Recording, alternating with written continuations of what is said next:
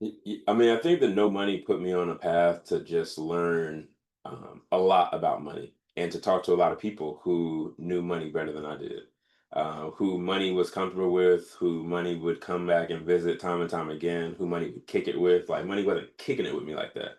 It would just leave me all the time. And so um, I think when it came to starting no money and like learning really the basics of how money works and the financial part of things, it made everything else, which are the most important parts, easier, right? Because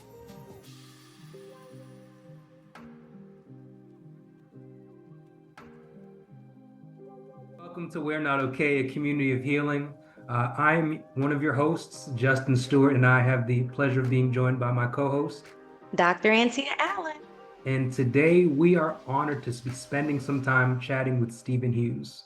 Stephen, for those that don't know, is a certified financial behavior specialist, financial therapist, and money Reiki practitioner with a mission to help Black millennials and entrepreneurs heal their relationship with money in a holistic, soulful, trauma-informed way. He holds space for the emotional, psychological, energetic, and practical dimensions of money, seeing it not just as numbers, but as a reflection of our deepest beliefs, wounds, and values. So it's gonna be a deep conversation for y'all because it already feels deep for me. Additionally, dating back to 2014, Stephen has served as the founder and executive director of the nonprofit No Money. Both powerful and relatable, Stephen's financial guidance has been featured in notable publications that include Forbes and Business Insider. So we are even more excited to have him here with us. Thank you again, Stephen. How are you today? yeah, thanks for having me. I'm doing well. Good to be with y'all, and hopefully by the end of this, we will be okay on the We're Not Okay podcast. Much appreciated. Much appreciated. So let's just dive in because the aspect of financial therapy, the aspect of financial wellness is a very complex web. There's really no easy way to tackle it, but just to jump in. So we wanted to first start with your own experience. What led you to dive into this as a profession for you? What when you're breaking down what financial literacy is, what do you consider financial therapy? I'm sorry, not literacy. Yeah, so I'll actually start in what you kind of mentioned in financial literacy.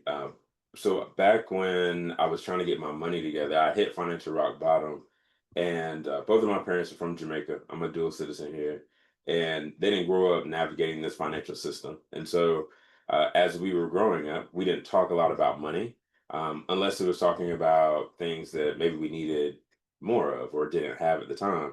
And there were times that we had conversations about what our community meant to us. So we may not have had financial resources, but we definitely had human resources in our community.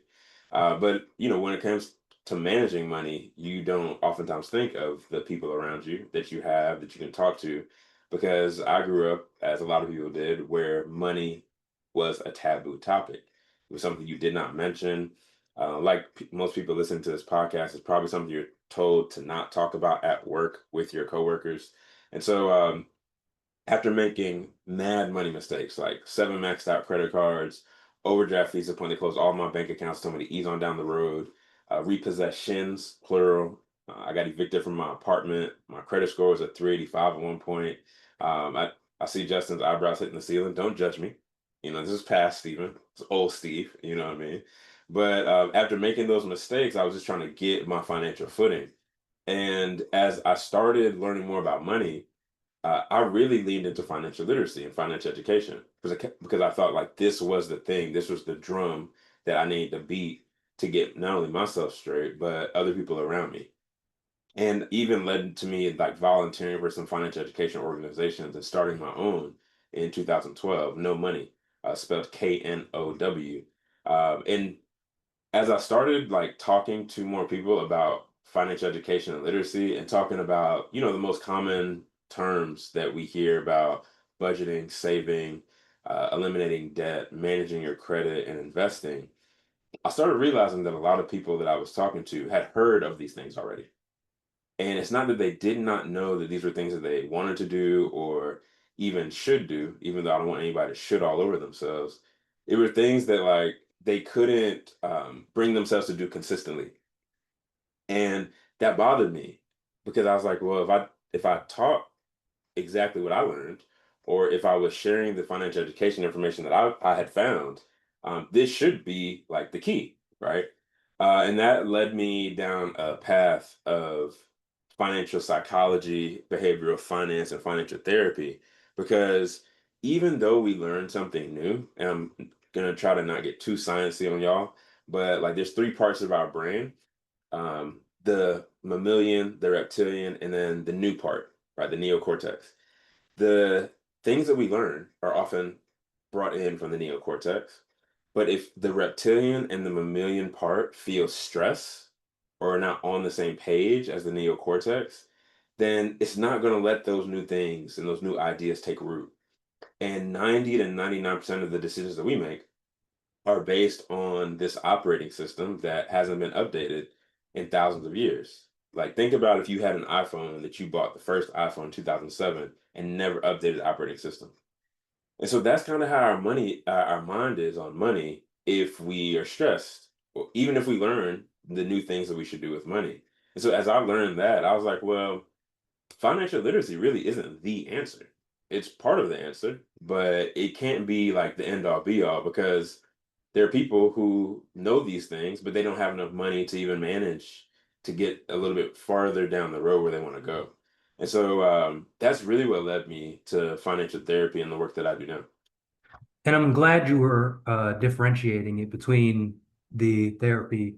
And T and I were just talking about that before we spoke with you of kind of differentiating. I think for those that are hearing it for the first time, you may say, "Oh, what's really the difference?" So I'm glad that you broke down what it is when it comes to literacy versus the therapy aspect of it. And to what you said of going back into your own beginnings, as we all can agree with our own pitfalls or stumbles or credit scores with my eyebrows being raised is just something that it's something that we all go through. We don't always talk about it. And I think we talk about like generations. Like I think about conversations that I have with my mother of when you're trying to do adult things, quote unquote, of trying to take care of debt, take to the next step of getting like a house, and you realize I assume that my mother may have had that literacy or may have had everything together when it came to her finances, but she has her own journey. So it's also kind of like you're trying to pass information, but everyone has their own chopped and screwed version of information. So, how do you think everything that you've learned to this stage has benefited you from where you started, where you were more illiterate when it came to your usage of money versus how you are today? I mean, I think the no money put me on a path to just learn a lot about money and to talk to a lot of people who knew money better than I did, who money was comfortable with, who money would come back and visit time and time again, who money would kick it with. Like, money wasn't kicking it with me like that. It would just leave me all the time. And so um, I think when it came to starting no money and like learning really the basics of how money works and the financial part of things, it made everything else, which are the most important parts, easier, right? Because um, it's easy for me to talk about my financial mistakes or missteps, and I know that more than anything else that I tell, some of the people that I talk to when I'm working with a company or a college or speaking at a keynote, a lot of people will come up to me afterwards and they'll share their money story because I shared mine. But if I didn't have really the foundation of understanding like how I want to manage my money or need to manage my money, and then also have the understanding that most people are doing the best that they can with what they have, and they're trying to make the best decisions from the choices they think they have. It put me on a path to just be more understanding, more empathetic with the work that I do now. And you have some financial professionals out here who are very rigid, let's say, right? They um, will tell people like, "Hey, these are the seven baby steps, and you need to do them, and don't veer from them. This is how you need to live. No debt. This is just how we need to get down." And the reality of the situation is that I know who I'm talking to. I know people in my community in terms of like how they have come to learn about money, and we learn about things in two specific ways. Either we learn from experience or we learn from education. Unfortunately, a lot of us are learning what not to do with money because of experience.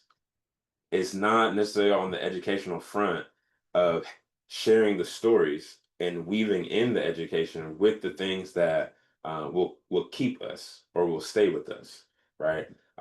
We know that it's important in our community and really spiritually to pass things down through stories, but we oftentimes don't think about that when it comes to money. We make it very clinical in the sense of how we talk about money. And so those are things that like no money has taught me from the early stages of like having my first community event where I hosted like a documentary viewing in Columbia, South Carolina, where I'm from, and it was a documentary called "Spent Looking for Change." It was about like payday and title loans. And after the event, after we watched the documentary together, we had like a panel of financial professionals and a talk back. And you could tell that people in the audience who were at the event, like they had some experiences with, payday or title loans. And it wasn't that, it's part of it was that they didn't know that they were going to be charged 300% for these loans, right? In terms of the interest. Um, Payday and title loans are disgusting, right? And the other part of it was they didn't know how to share this with somebody after they experienced the thing so that other people didn't go down that same road. And so, in the work that I do, I've learned that it's not just the information and education, but it's also the experiences and the empathy that we got to bring together to help people move down the road. Yeah, one of the things when we do talk to other individuals, it's the aspect of meeting people where they are, as you talked about with the rigidness of, hey, you need to follow this particular pathway, and it's not one size fits all. So I'm glad that you do approach that with your particular practice. And you're very intentional about, hey, I'm speaking to this group, so I'm going to approach it in such a way. You're fluid. You move like water depending on where you are or depending on who you're dealing with. Another aspect of your business that I want to make sure that we dove into is the concept of a money Reiki. Hopefully, I'm pronouncing that right. Can you give us a little bit more background to what a money Reiki is and how that fuses into your business? Sure. And yeah, you pronounced it perfectly, like hit it nail on the head. So Reiki is a healing energy practice that has been around for thousands of years. And this practice really came to me at the height of the pandemic. So in 2020, like on my birthday, March 18th, the world stopped. And that's when everybody was on lockdown. And then a few weeks after that, my father slipped into a coma, God rest his soul, and ended up transitioning 11 months later to becoming an ancestor. And, I was in talk therapy at the time, and I'd been in talk therapy for a couple of years, but it just wasn't hitting. Like the resources that I had gotten from talk therapy just weren't helping me in those situations. And I remember there's a night that um, I called 911 because like my heart was beating out of my chest. I hadn't really been sleeping or eating the way that I should have been. And someone told me to try out Reiki. And I didn't know at the time, but my therapist was, or still is, a Reiki master. And so she was the first person that like I had a session with. And I didn't really know what to, think about or what to expect when I went into the session. But for a Reiki practitioner or master teacher, there's somebody who's going to help you rebalance the energy centers in your body, which we call chakras. And every single living thing has energy centers. And all of us can experience like what it feels like when energy is on and when it's off, like when things are kind of weird. Think about like when you are at a conference and you meet somebody for the first time, but y'all hit it off, y'all become fast friends. Or you are in a room full of strangers and you don't know this person, but you can feel like you're not supposed to be talking to them or you shouldn't be spending a lot of time with them, right? We know like what energy feels like and what it looks like to us. And so we also know that sometimes things are off with us. And so if they are off in terms of our energy centers, they can impact us on a mental level, on a physical level, even on a spiritual level. And so a Reiki master teacher or a practitioner helps you rebalance those chakras. And that's what she did for me. After that session, um, I was like, dang, I feel lighter. I even looked in my face in the mirror. I was like, dang, I'm a little lighter. Like, I feel like some weight has lifted off me a little bit. Like, how do I learn how to do this for myself? So that was like my first thing. I was like, I just want to do this for myself and really feel good going down the road. And so I became attuned to Reiki 1 and 2 later that year. And of the next year, as I was leaning more into my financial therapy, financial psychology, and behavioral finance work, I really wanted to marry the two, but wasn't really sure how to because a lot of people, one, don't know about financial therapy, and two, have never heard of Reiki. But it was something that I really wanted to focus on in my business, and so that's how it merged. That's what happened. So Money Reiki is really my practice of bringing financial therapy and Reiki together to help people remove not only energetic blockages but financial blockages that they may have. So, things that have happened in the past for them that they just haven't gotten over or they haven't been able to process. And so to this point, since I've started my practice, I've worked with nearly 100 individuals across 6 different countries, helping them really uh, drop their shoulders from their ears finally and like take that stress off of them, but also to get on the right track with where they want to go financially. And so some of my clients, they may come to me because they just feel like they can't get right. Like no matter what they do with their budget, they just can't stay on track or they feel shame or guilt around money because they're making more money than their parents had ever seen, or they know they're making enough money, but they still have more month than money at the end of everything, even though they have enough money that they're making. And so there are a bunch of different reasons why people, may hit my line and decide that they want to have a money Reiki session. But there are also people who they just need one session and it knocks whatever needs to get knocked loose.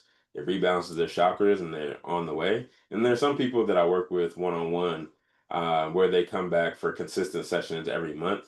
But also in my financial therapy practice, when I'm working with a client one on one, I let them know that we're not shying away from Reiki. It's going to be a part of our sessions going forward.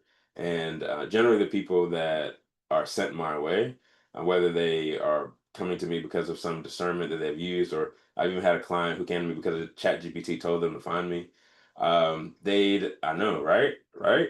That I know that this was the reason, and I need to do my work the way that I'm doing it. Thank you for that work that you are doing. And I like your unique spin on it as well, because I think that it definitely sets you apart from what other people are doing related to, as we mentioned previously, right? Financial literacy. Um, so I know you already kind of talked about this idea of culture and how it kind of shapes, right, how we look at our finances. And I actually thought of something as you were speaking, which was I keep seeing different examples. That's probably my algorithm on Instagram, but I keep seeing different examples of people who are in that high income, bracket, and they are being faced with this idea of now I have to help my family, right? Because I am the one that's doing well. So of course I should be paying my mother's, mortgage or rent. Of course I should be helping out a friend if they have financial needs, right? Do you ever see that in your practice? And like how do you help people with that particular issue? And I'm not that high income person, so I don't know why it's in my algorithm. I just want to put that out there. But I just keep seeing it. I just You keep get seeing it everywhere. you can't stop it. The money is coming for you. It is chasing you down. It's trying to exactly, yeah. Welcome that. Um, but to answer your question, yes, I have clients that experience this all the time because a lot of my clients are founders, so they're making more money than their parents had seen, or they're first generation Americans, first generation immigrants, and so um, they have that feeling that, hey, I want to take care of my family. And a lot of us do. I have that same feeling too. And so um, the challenge with that is that you never want to be the financial faucet for your family, right? You don't want people to get to the point where it's like, well, shoot, I'm gonna hit Antia up because I know she got it. I know she gonna send it to me. I know that she'll be able to, and then consistently make that a pattern for people who haven't really found their financial footing. And for my clients that I work with, like two things I help them, you know, decipher. One is I want them to get clear on their non-negotiables and their sacrifices. So when I say non-negotiables, these are things that they're going to do no matter how much money is in the bank account. So whether they have $10, $100, $1,000, $10,000, these are things that they're going to do. One of those things may be helping their family. And it's good for them to acknowledge that and understand that hey, this is something that's very important to me. This is a top priority for me. This is something I'm going to focus on. And as they get clear on their non-negotiables, then we also get clear on their sacrifices, the things that they don't really care much about, that they're willing to forego, even if it's all up and through their algorithm, even if they see it like time and time again on all the social media platforms, even if they, when they go out with their friends and their family, they hear people talking about, hey, this is what I'm doing with my money, that they are willing to say, like, hey, I do not care about, shopping right now. I'm not really pressed on the luxury brands or items. I'm cool with the Jeep that I paid off, driving that every day so I can have more money to eat because I love dining out with my wife. Like I'm talking about me. And so as long as you get clear with your non-negotiables and the things you're willing to sacrifice, that helps you loosen up some things when it comes to how you manage your money. It also gives you some permission to rewrite the rules of your money the way that you want to manage them and not how you heard that you should manage money growing up. Because there's only four ways that we learn about money. It's the things that we see, the things that we hear, the things that we experience, and the things that our parents have experienced, and their parents back 7 generations. And some people are like, Stephen, I have never even seen my great great great great grandfather. How does that person impact me? Well, you got to think about who was your parents' teacher with money, directly or indirectly, consciously or unconsciously. We learn things from the people that we hang around with most. And if we're growing up in a house for 18, 20 years, there are going to be things you pick up from the people around you, right? And so, as long as people like are able to start getting a clear picture of their money story, they're able to start seeing how they may want to change things. Like this gives them an opportunity to actually change their behaviors. So we start there. The next thing that we do, if like family and helping family is like top of mind, most important to them, one of their top priorities, is that I suggest to them to create a family fund. Because oftentimes, the person who is like a breadwinner, has money, they want to help their family, that don't want to be a financial faucet, they also don't want to say no. And they don't like asking for the money back when they loan it. And so I created this family fund where at the beginning of every year, so on January 1st of every year, I push some money into an account. I remind my family, you know, and I'm talking about my immediate family. So for the people who listen to this podcast, they're just meeting me and hearing my voice and seeing my face. Y'all not tapping the family fund. I just want to make that clear. But I talk to my family and I tell them like, hey, I've got the family fund refunded. We re-upped. If you need money throughout the year and you're in a financial bind, hit me up. I have some rules for the family fund though. One, I never lend more than 50% of what's in the fund. Two, I do not replenish the fund throughout the year.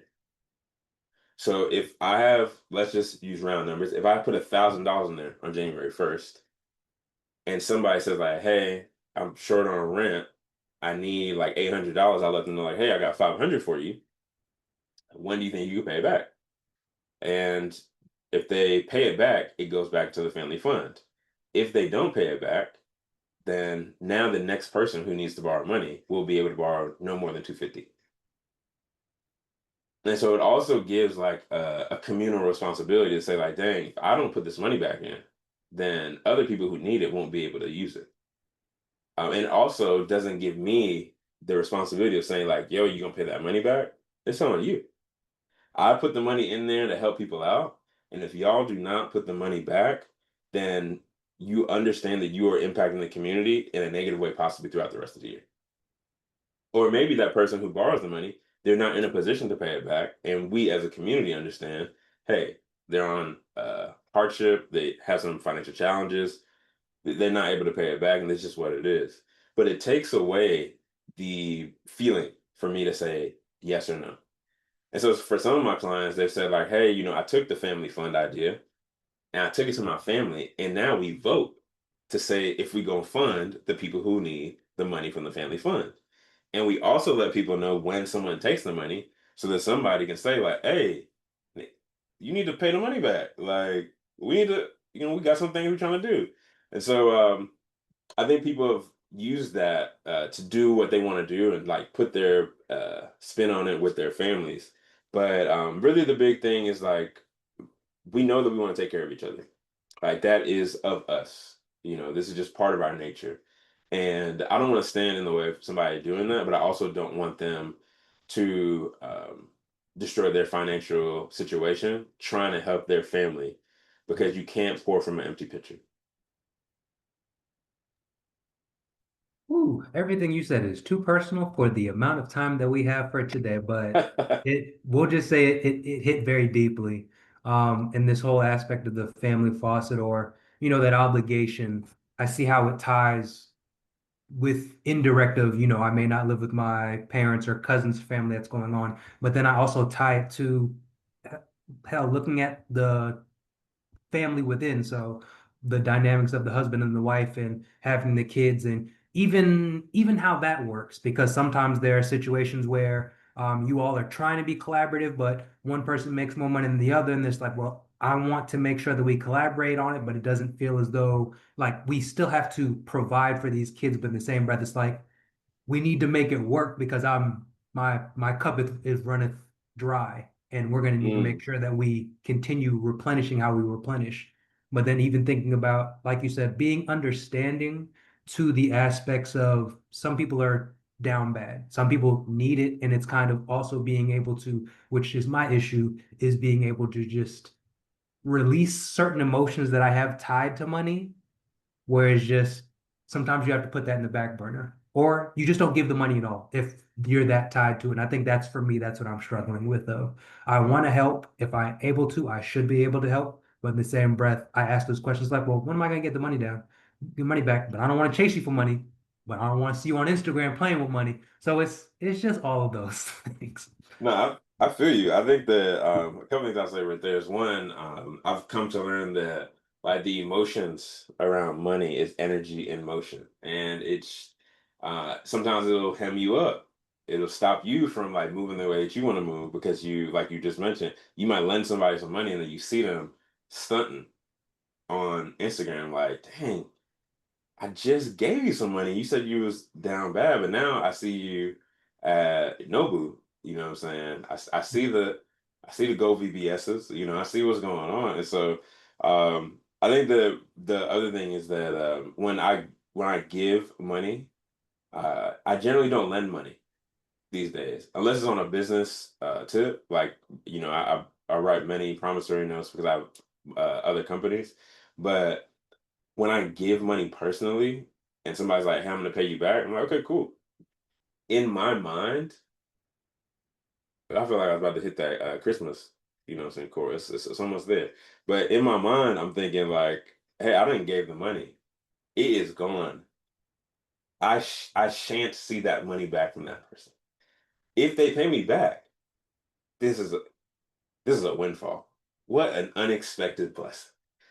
But when I'm giving it at this stage of the game, because I remember like me being the person who's like, dang, I can't pay back, or it's weird to have the communication of saying like, yo, I know I told you I was gonna hit you on the 15th. Now it's the 31st, and I still ain't got it. Like I remember those situations and conversations. But for me, like I try to help people um, know that I get it. We have things that pop up all the time financially, and communication is like the biggest thing. If you can let me know like what you got going on, cool. I'm straight. I won't even. I'm not chasing you down for no money. I'm just not chasing you down for no money because money's chasing me. I'm just not chasing you down for the money. No. And so I feel you. And then even thinking about the emotions to it, for you, I think sometimes we operate in the state of extremes.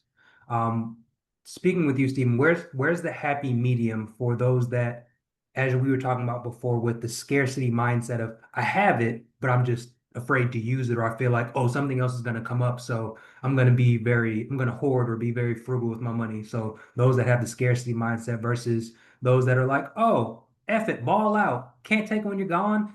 You might not wake up tomorrow. Just spend it. So where's like the happy medium in that type of again, the emotion when we tie into it? Yeah, yeah.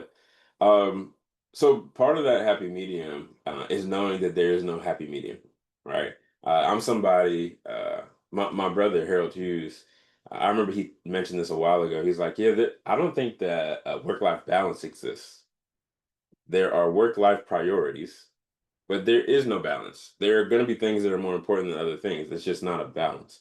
And so in that same way, I think about money, where there may not be a happy medium, but there's a happy person.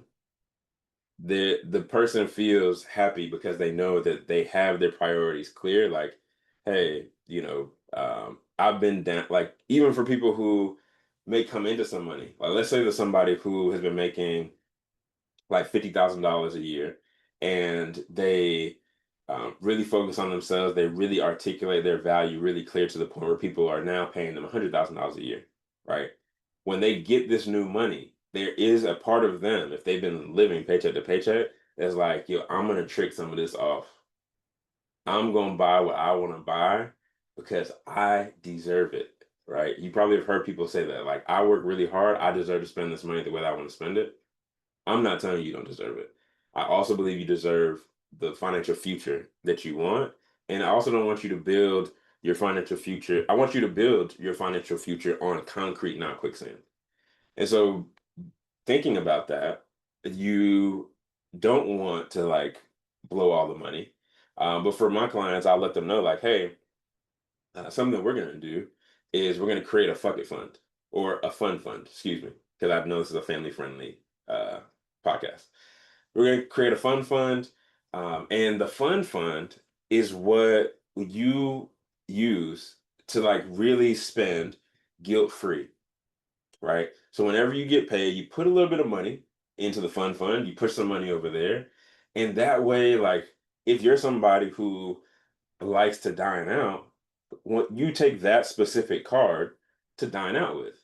And if that card, if you're somebody who likes to buy like, everybody's got their vices. So if you're somebody who likes to, buy your party favors, whatever it is, then if the card gets declined, you're less tied to it to say like, dang, I'm embarrassed. I got this thing going on. I can't believe I don't have enough money. No, I just don't have no more money in my fund. I need to go home and drink. I might not need to be able to cop that next sack until next month. You know what I'm saying? Or whatever your vice is. And so I think when it comes to like having that YOLO feeling of saying like, yo, you only live once, I'm gonna spend the money, I can't take it with me. Uh, Generally, that is coming from a place of I deserve, like, or there's a need that wasn't filled for a while that now you're trying to like really fill it. It's similar to like if you grew up when your parents didn't have McDonald's money, like y'all just didn't dine out all the time unless it was like the Tuesday 29-cent hamburgers, the Wednesday 39-cent cheeseburgers, and y'all went wild. But if that was your experience, maybe now that you're an adult and you can manage your money, you spend a lot of money on food. Not only on the groceries with the strawberries that mold before the end of the week, but also you buying dinner on Thursday, you buying breakfast on Friday, you buying dinner on Friday night, you buying brunch on Saturday because you're like, man, I just, I like dining out, I like eating out, even though you know how to cook. And so or somebody who may have grown up that was housing insecure, where they had to move around a lot, and not because they were in a military family. And they now are in a position where they're like, you know what? I'm gonna cash out on what I want to, where I want to stay.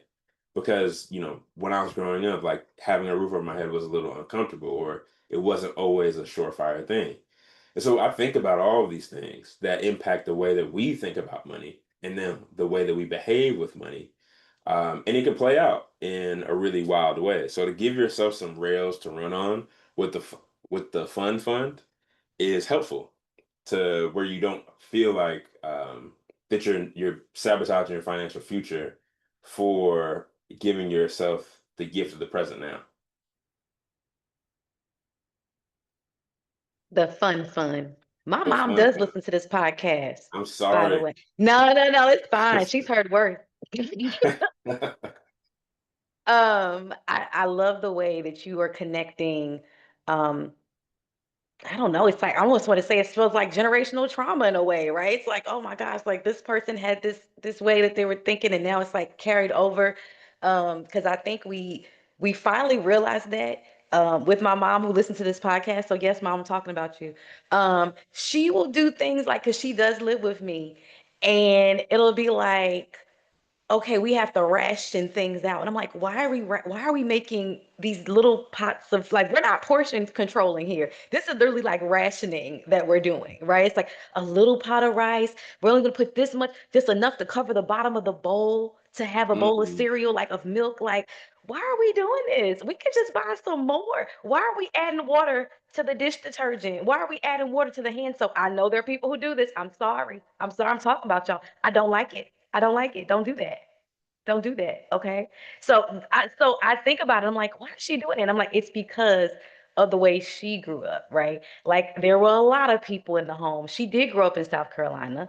Lots of kids, some, who are there, like maybe it's a grandmother that's taking care of some grandkids and some other mm. people's kids. And so yeah, you had to ration. I'm like, we don't need to do that in this house.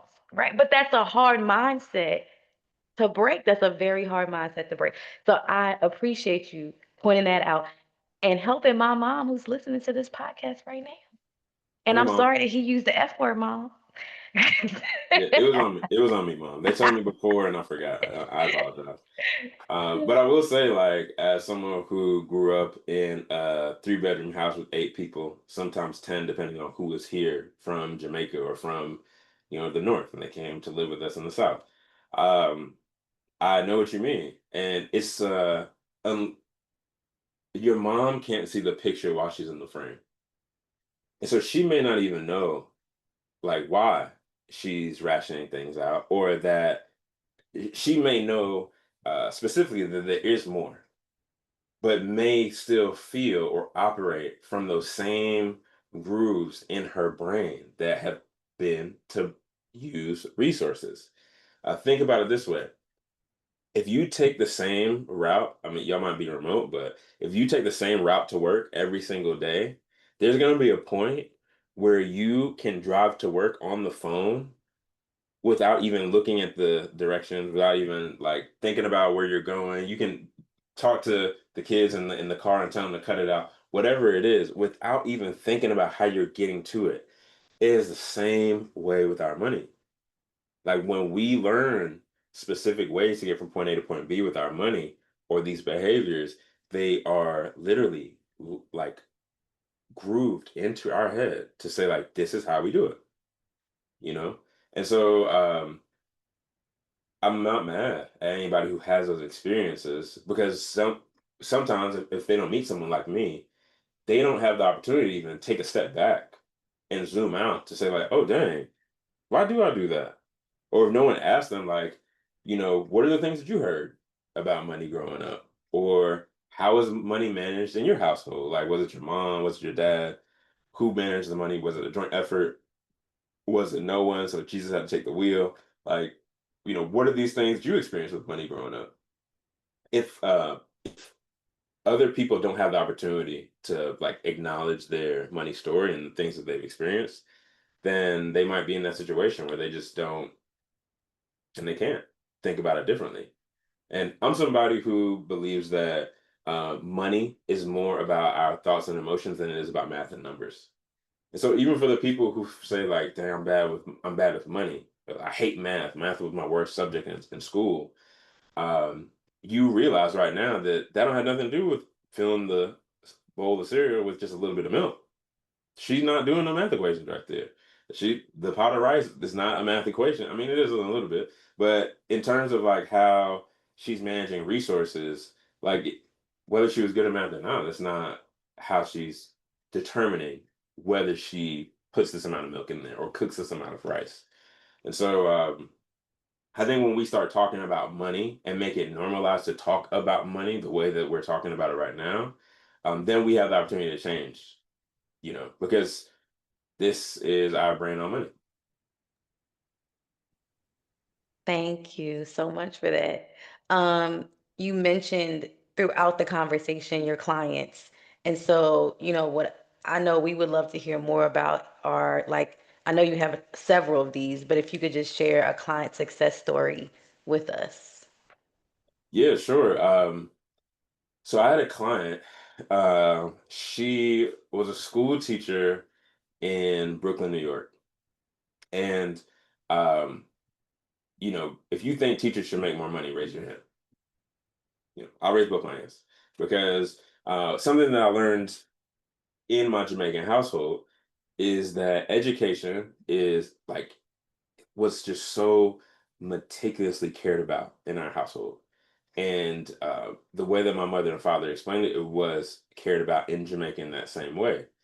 The challenge in the United States is that even if we care about education the way that we say we do not value teachers the way that we should. And so she wasn't making a lot of money, just point blank period. And she was also going through some hardships, like relationally and different things she had going on in her life, where she didn't feel like she deserved some of these things that she really wanted. And we had our first session, and after the session, she was talking about how she felt and how she had all these thoughts about things that maybe she could change or maybe she could do differently. And I asked her, I was like, well, where are these coming from? Where are these thoughts coming from? And I know that when it comes to my work, it's not because of me. I'm just a conduit. I'm helping you get from where you are now to where you're trying to go. And she let me know a few months later, like, hey, like I'm making more money. I now moved out of the place that I was in. I was trying to get up out of there. I done got about it. I got my own apartment. I'm living closer to work, so I don't have to pay as much in transportation. And I'm actually saving money. Like I have money that I can save. And I think like that was such an early, she was one of my early clients, like early on in the pandemic, like in the thick of things. And for me, it was really cool to see the impact and the difference because she could see where she was going now. It wasn't a question of can I accomplish that? There are a lot of people who say that they see these different things on social media and they get envy or jealousy or just feeling like, dang, I should be in this different place, or I should be, as I mentioned before, that shouldn't all over themselves. But when you have the opportunity to take a step back, to work on yourself, to balance your energetic body, your physical body, your spiritual body, then a lot more things are possible and capable, right? And with our financial health, it's impacted by our physical health. It's impacted by our mental health. It's impacted by our emotional health, our spiritual health. All of these things fit together like a beehive, like just the same way you see those little parts in a beehive, they're all fitting together. And that's exactly how like all these other areas of our life are fitting. So if you don't feel like you are in a safe place, like where you're staying, or if your mental health just isn't where you want it to be, it's going to impact other things in your life. And financially, um, I've got a colleague at the Common Sense Lab from Duke University, um, Muriel Beasley, and she mentions that, hey, when you are going through a financial hardship or emergency, it's as if you did not get you stayed up, you pulled an all-nighter. It's like if you didn't even go to sleep. and you're operating from that emotional capability or mental capability when you're making decisions. So now you gotta think about like when you don't go to sleep for a full night, like we've all pulled all nighters before. When you go to sleep for a full night, the decision making processing on the next day is it's not up to par. And so thinking about, this early client where she just there are so many things in her life that just weren't going the way she wanted to go, and how that weighed on her and the way that she was able to make decisions for herself and the way that she wanted to, move forward. And so, and there's so many clients that the success stories I'm thinking of just, they're flooding me right now. Because I'm thinking about how people have changed not only their financial picture, but their health, which is the biggest wealth that we have. They're able to feel like they're making healthy decisions, not only in their financial life, but in many areas of their life. Um, and yeah, I can share a bunch more stories, but that one sticks out to me most because it's such an early one. And what I love hearing about that story is just sometimes with all the obstacles in front of us, we have this mindset of there's too much going on, I can't do it. But when you, as you mentioned, take that step back and as your client had that breakthrough moment is just so fulfilling, so gratifying of, yes, I can do this. And then you just see how much of a domino effect it has to other aspects of her life or all the other clients that that you've had. So it's it's great to always hear the success stories. It's great to always hear the breakthrough moments. And we'll all have our breakthrough moment. It's just a matter of we all have our own individual journeys when you get there. So thank you for sharing that. Uh, Absolutely. as as we start to wind down, we want to make sure this is probably the most fulfilling conversation about money that I've had in a while. So, for our listeners, for myself, for Antia, for all those that don't want just this conversation to be it, for those that want to tap in with you, want to see what you have going on now, what you have going on in the future, what are some things that you're willing to share with us? Yeah, I mean, I'm an open book. I'll share it all with y'all. But the things that I'll share, like I also believe that for the person that I just talked about, and for the other clients that I've worked with, and even for the people who hear my voice and see my face now, who've never met me, um, that no matter what state or station that you're in life, that you can change your mind. You have the opportunity to rewire your brain and to do things differently, to feel differently about your financial future and your financial picture. And when I think about, where I was financially, like over 10 years ago, and I hitting financial rock bottom, like I mentioned, I know that I had to think about money differently. And the thing that has impacted me most in that direction is affirmations. And so, affirmations, some people get them confused with manifestations, but affirmations are things that are statements that you know to be true. And the challenge that I feel a lot of us have is that we have a lot of people talking to us, but we don't talk to ourselves. Like when I was younger, people would say, like, only crazy people talk to themselves. As I got older, I realized that only the crazy people don't. And the wildest people talk to themselves and maybe answer themselves out loud. And so, I'm not telling you that you're crazy. If that's how you communicate with yourself, keep communicating with yourself if it's working. But really, like being able to talk to yourself before you let the world in to talk to you. There's some people who just grab their phone when they first eyes pop out up in the morning and they grab their phone and they're scrolling to just see, right? They're checking notifications, but then you're digesting all these things from people who have no idea what you want and what you got going on. And so, I mention affirmations because they're really important to me. Every single morning I wake up, I hit my Reiki principles with my wife. We pull an affirmation card. We do an energetic activity, and then we get the day started. And for people who may be in a situation where they want to see better and do better with their finances, I offer my affirmations at no cost, my wealth and wellness affirmations at no cost on my website. It's stephenmhughes.com/affirmations. I'm sure y'all hook that up in the show notes. But my name is spelled Steven, M like money, Hughes. So StephenMHughes.com/affirmations. And I'm also dropping an affirmation card deck that has energetic affirmations that people can use every single day and every single week of the year.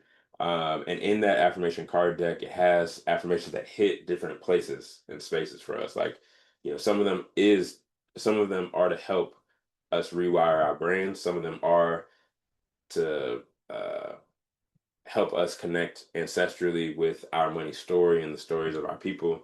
Some of them are for self-care and boundaries. Some of them are for attracting and receiving money.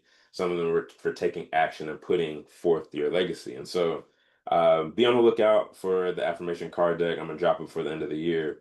And yeah, if you want to connect with me, if you're looking for like a better way or feeling better about your money, maybe a money Reiki session up your alley, you can visit StephenMHughes.com and head to the financial therapy or Reiki page. And yeah, let's connect.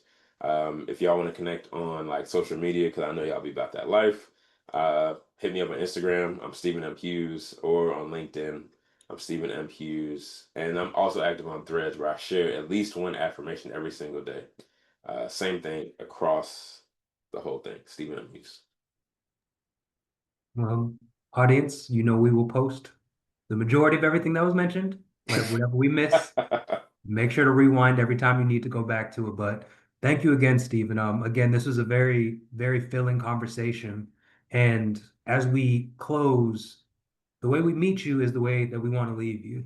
So you've brought so many smiles to myself and Antia throughout the conversation. Again, to be talking about something so stressful as money, and we see with your business everything that you offer for others. So we feel like the most important question that we can ask you before we leave you is, when it comes to you, Stephen, what are the moments for you that bring you the most joy?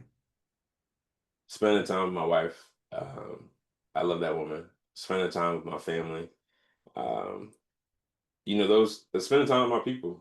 I think that the most intimate parts that I can share with people is like time and like breaking bread and enjoying those laughs and smiles. And so this has been an intimate thing for me. I'm sure there are going to be thousands and tens of hundreds of thousands of people that hear this, but this has been an intimate thing for me. And the most, joyful part of the work that I do is sharing the work that I do with others so they can do the work they need to do for themselves. Because I'm trying to put myself out of business. I don't want y'all to need a financial therapist. I want all of us to have the tools that we need to build wealth for ourselves, our families, our communities, and to keep this party going. And so, yeah, I'm lit up. Thank you for sharing. Thank you for sharing. As we close out again, Stephen Hughes, beautiful conversation, great discussion about money. We appreciate your time. We appreciate your openness. We appreciate you allowing us into your space as you join our community of healing. All of it is appreciated. And we look forward to what you do now, and we look forward to what you will continue to do in the future. So again, thank you. For sure. Appreciate y'all. Peace. Thank you.